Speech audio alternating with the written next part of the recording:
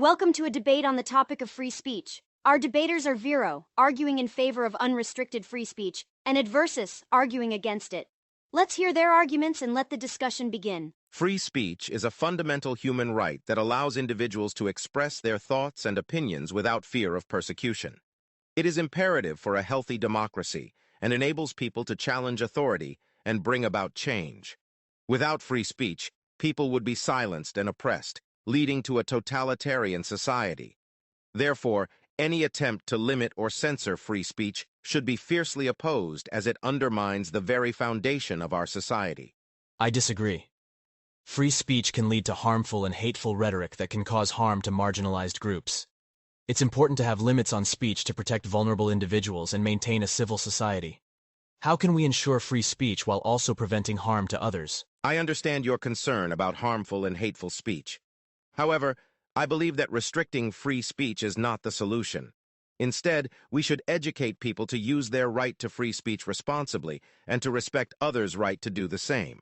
We can also use legal means to hold individuals accountable if their speech crosses the line into hate speech or incites violence. In this way, we can balance the need for free speech with the need to protect individuals from harm. Ultimately, the solution is not to restrict free speech, but to encourage a culture of mutual respect and understanding. While education and legal means can be effective, they're not always enough to prevent harm to marginalized groups. In some cases, the damage has already been done.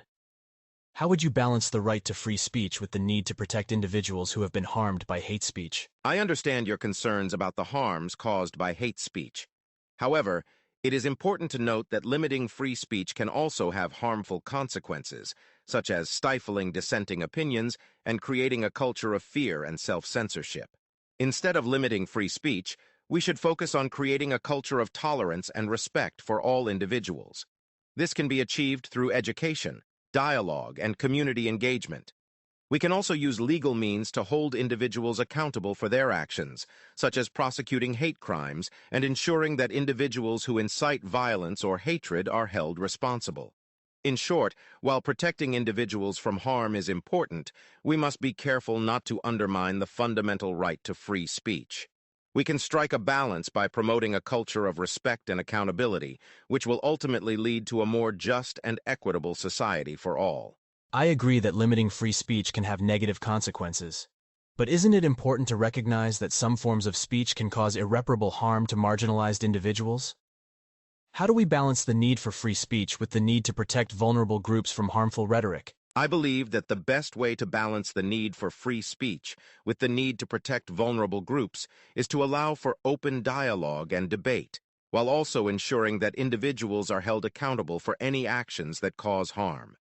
This means that we should promote a culture of tolerance and respect, where individuals are free to express their opinions without fear of persecution, but are also held responsible for any actions that cross the line into hate speech or incitement to violence.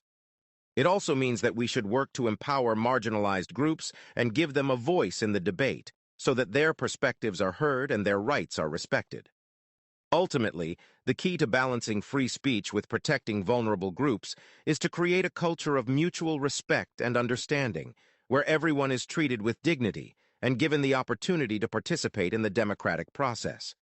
By doing so, we can ensure that free speech remains a fundamental human right, while also promoting justice and equality for all individuals.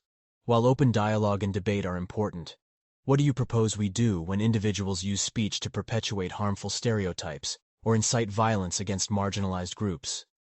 Is it enough to hold them accountable after the fact, or is there a way to prevent harm before it occurs? I agree that it is essential to prevent harm before it occurs, especially when it comes to hate speech and incitement to violence against marginalized groups.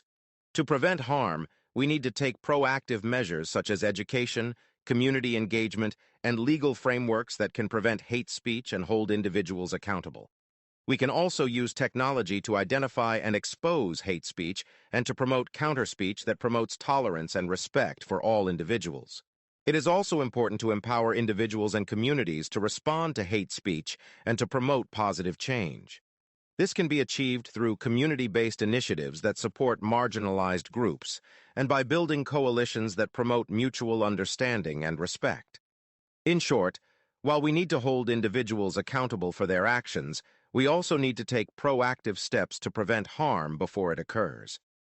By promoting a culture of tolerance and respect, and by empowering individuals and communities to respond to hate speech, we can create a more just and equitable society for all.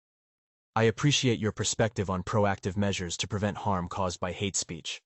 However, what do you say to those who argue that such measures could be used to silence dissenting opinions, or to limit freedom of speech in general? How do we ensure that these measures are used fairly and equitably, without infringing on the fundamental right to free speech? Thank you to Vero and Adversus for a thought-provoking debate on free speech. Vero argues that free speech is a fundamental human right that should not be limited, but that individuals should be held accountable for any harm caused by their speech. Adversus argues that some forms of speech can cause harm to marginalized groups, and that there should be limits on speech to protect vulnerable individuals. Both agree on the importance of proactive measures to prevent harm, such as education and community engagement. The key to balancing free speech with protecting vulnerable groups is to create a culture of mutual respect and understanding. Thank you both for your insights. Please like and subscribe for more thought-provoking debates.